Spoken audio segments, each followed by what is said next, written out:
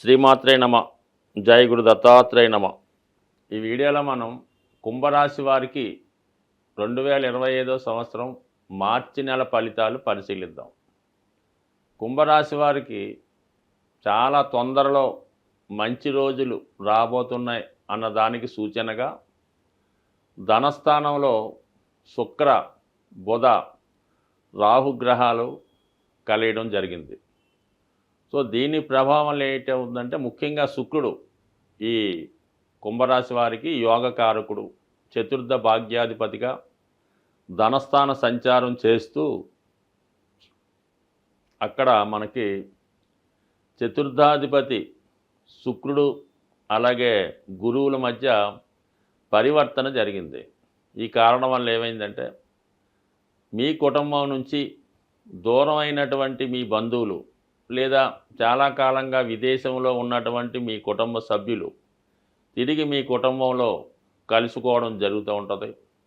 ఎవరైతే స్త్రీలు ముఖ్యంగా మీ అమ్మాయిలు కానీ భార్య కానీ ఇంకొకరు కానీ దూరంగా ఉంటున్నారో వారు మళ్ళా మీ జీవితంలో ప్రవేశించి మీ కుటుంబానికి ఒక గౌరవాన్ని, కాంతిని ప్రసాదించే అవకాశం ఉన్నది. దీనివల్ల తొందరలో మీ కుటుంబంలో జరగబోయే శుభకార్యానికో ఒక గృహ ప్రవేశానికో చాలా సందడిగా ఏర్పాట్లు చేసుకోవడం జరుగుతుంది. ఇక్కడ ఏమైందంటే ధన లాభాధిపతిగా ఉన్నటువంటి గురువు చతుర్థ స్థానంలో ఉంటూ ఇక్కడ శుక్రుడితో పరివర్తన వల్ల మీరు అంటే మీ యొక్క పిల్లలో మీ యొక్క భార్య, మీ కుమార్తె సహకారంతో మీరు ఒక సొంత గృహాన్ని కొనడం జరుగుతుంది.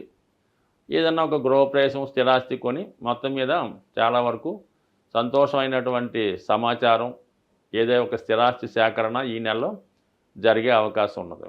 ఇక బుధగ్రహ, శుక్రగ్రహ సంచారం ఎలా ఉంటుందంటే ఎవరైతే విద్యలో వెనకబడి ఉన్నారో, కొన్ని సబ్జెక్టులు పెండింగ్ పెట్టి ఉన్నారో వారు ఇంచుమించుగా ఈ సమయంలో అవన్నీ కంప్లీట్ చేసి మరి తర్వాత కోర్సులోకి ప్రవేశించడానికి కూడా ఈ గ్రహస్థితి అనుకూలించడం జరుగుతూ ఉంది.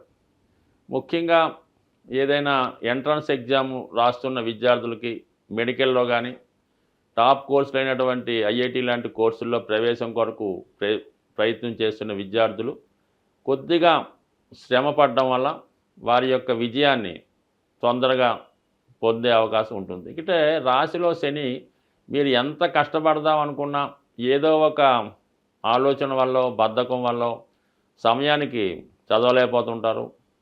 కష్టపడి చదివినప్పటికీ కూడా అది పూర్తి చేయలేకపోతుంటారు. మరి ఇంచుమించుగా ఈ యొక్క స్థితి మీకు ఈ నెలాఖరుతో ఈ శని భగవానుడు కూడా ఈ జన్మశని నుంచి బయటికి వెళ్ళిపోవడం వల్ల మరి విద్యార్థులు చాలా వరకు వారు అనుకున్నటువంటి పరీక్షల్లో విజయం సాధించడం, ఒకవేళ మీకు సీట్ అంటూ వస్తే అది మీరు ఉన్న ప్రాంతంలో కాకుండా అది ఏదైనా దూర ప్రాంతంలో కుటుంబానికి దూరంగా ఉండి హాస్టల్లో చదువుకోవడం అటువంటి జరిగే అవకాశాలు ఉన్నాయి. ఇక దాని తర్వాత ఏంటంటే రాశి అందే శని, రవి సంచారం. దీనివల్ల శని భగవానుడు చాలా కాలంగా జన్మశనిగా ఉన్నప్పుడు కూడా రవి అక్కడ రావడం వల్ల ఏమైందంటే మీకు ఏదైనా ప్రభుత్వ పదవి ఆశిస్తున్న వారికి కానీ ఏదైనా ఒక నామినేటెడ్ పోస్టు పొందామనుకున్న వారికి ఈ గ్రహస్థితి అనుకూలిస్తుంది. అలాగే కొద్దిగా ఆరోగ్య విషయంలో కూడా సడన్గా అస్వస్థకి గురి అవడం కూడా జరిగే అవకాశం ఉంది. కాబట్టి ఎవరైతే వయసులో పెద్దవాళ్ళు అనారోగ్య సమస్యలతో ఉన్నవారు కొద్దిగా ఆరోగ్య విషయంలో శ్రద్ధ తీసుకోవడం మంచిది. యంగ్స్టర్గా ఉన్నవాళ్ళు ఏంటంటే ఏదైనా పదవి దానికోసమో, ప్రమోషన్ కోసమో, ప్రభుత్వ ఉద్యోగంలో ప్రవేశం కొరకు చక్కగా ప్రయత్నం చేసుకోవచ్చు. ఏదైనా మీకు ఒక గుర్తింపు రావడం జరుగుతుంది, 10 మంది దృష్టి మీ మీద పడుతుంది, ఏదో ఒక ఉన్నత మాత్రం ఈ సమయంలో మీరు సాధించడం జరుగుతుంది. సో ఇదంతా ఓకే. ముఖ్యంగా మనకి కుజుడు 5వ స్థానంలో సంచరించడం జరుగుతుంది. అంటే ఎక్కువగా ఈ కుంభరాశి వారికి ఈ కుజగ్రహం పెద్దగా ఉపయోగపడే గ్రహం కాదు. అయినప్పుడు కూడా కర్మకారకుడుగా జీవనోపాధి ఇచ్చే గ్రహం కేవలం కుజగ్రహమే.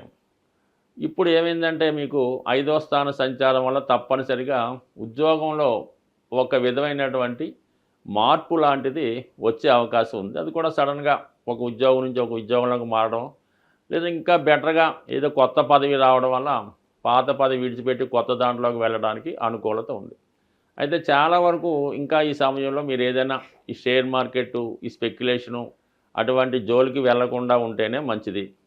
అయితే ఈ సమయంలో మరి మీకు ఈ స్థిరాస్తులు, భూముల యొక్క విలువ పెరగడం వల్ల గానీ, చాలా కాలం క్రితం మీరు ఎవరికన్నా ఆర్థిక సహకారం చేసి ఉంటే, వారు ఆ ధనాన్ని మీకు మీ యొక్క అవసరానికి తగు విధంగా ఇచ్చే అవకాశం ఉంది. అలాగే భూములు, స్థిరాస్తులపైన ఆదాయం పెరుగుతుంది.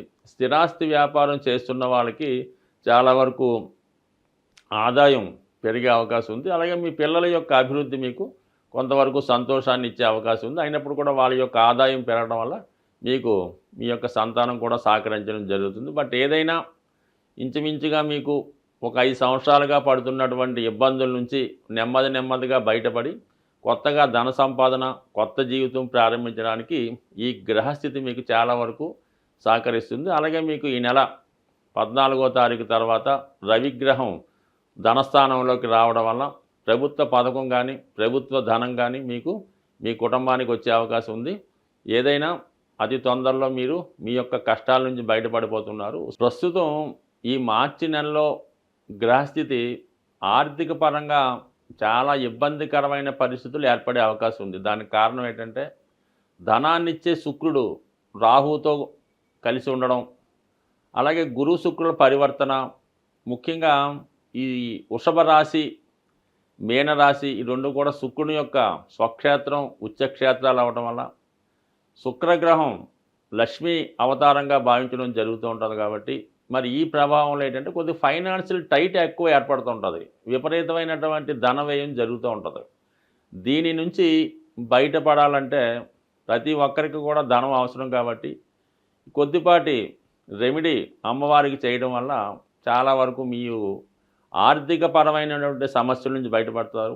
ముఖ్యంగా స్త్రీలకి ఈ సమయంలో ఎక్కువ అనారోగ్య సమస్యలు, నిందలు వచ్చే అవకాశం ఉంది. కాబట్టి వాటి నుంచి బయటపడాలన్నా మీరు ఇంచుమించుగా ఈ నెలలో వచ్చినటువంటి ప్రతి శుక్రవారం కూడా అమ్మవారికి స్వచ్ఛమైనటువంటి ఆవు నెయ్యితో దీపాన్ని వెలిగించడం, అమ్మవారికి నైవేద్యంగా తేనె లేదా దానిమ్మ ఫలాన్ని నైవేద్యంగా పెట్టడం వల్ల మీ యొక్క సమస్యలు చాలా వరకు బయటపడే అవకాశం ఉంది. ఇది అవకాశం లేని వారు ఏం చేస్తారంటే ఏదైనా ఒక అమ్మవారి దేవాలయంలో సుమారుగా ఒక 12 తమలపాకులతో ఎటువంటి మచ్చలు లేకుండా మంచి రెడ్ కలర్లో ఉన్నటువంటి దానిమ్మ ఫలాన్ని ఆ టెంపుల్లో అమ్మవారికి ఇవ్వడం వల్ల చాలా వరకు మీకు ఆర్థిక పరమైనటువంటి సమస్యలు తొలగే అవకాశం ఉంది. ఇంకా అవకాశం ఉన్నవాళ్ళు మీ గృహంలోనే అమ్మవారు లక్ష్మీ అమ్మవారికి ఎరుపు రంగు పూలతో అలంకరించి మరి ఆవు పాలు కొద్దిగా పంచదార వేసి నైవేద్యం పెట్టి మీకు కుదిరితే లక్ష్మీ స్తోత్రాన్ని కానీ, కనకదార స్తోత్రాన్ని కానీ పారాయణ చేసి మీరు పెట్టినటువంటి నైవేద్యాన్ని మీరు మాత్రమే, మీ కుటుంబ సభ్యులు మాత్రమే స్వీకరించడం వల్ల కూడా లక్ష్మీ అమ్మవారి అనుగ్రహం తప్పకుండా మీకు రావడం జరుగుతుంది. ఇంకా ముఖ్యమైన విషయం ఏంటంటే మీరు ఏదైనా ఈ లక్ష్మీ అమ్మవారిని పూజ చేసినప్పుడు లక్ష్మీ స్తోత్రాన్ని కానీ, కనకదార స్తోత్రాన్ని కానీ, శ్రీ సూక్తాన్ని కానీ పారాయణ చేసినప్పుడు కంపల్సరిగా విష్ణు సహస్రనామాన్ని కూడా మీరు పారాయణ చేయవలసి ఉంటుంది. అంత చేయలేని వారు కనీసం శ్రద్ధగా వినడం వల్ల కూడా మీకు అమ్మవారి అనుగ్రహం తప్పగా లభించే అవకాశం ఉంది. కేవలం మీరు విష్ణుమూర్తిని, వెంకటేశ్వర స్వామి రూపంలో ఉన్నటువంటి విష్ణుమూర్తిని ప్రార్థిస్తేనే లక్ష్మీ అమ్మవారి యొక్క అనుగ్రహం, తద్వారా శుక్రగ్రహ అనుగ్రహం మీకు లభిస్తుంది. కానీ కేవలం లక్ష్మీ అమ్మవారిని ప్రార్థించినంత మాత్రాన మీకు ఎన్ని సంవత్సరాలు ప్రార్థించినా కూడా ఆ ఫలితం వచ్చే అవకాశం లేదు. కాబట్టి మరి సూక్ష్మంలో మోక్షం ఏంటంటే విష్ణు సహస్రనామంతో కలిపి చదవడం వల్ల మీకు సంపూర్ణ ఐశ్వర్యం, దాంతో ఆరోగ్యం కలిగే అవకాశం ఉంటుంది. స్వస్తి.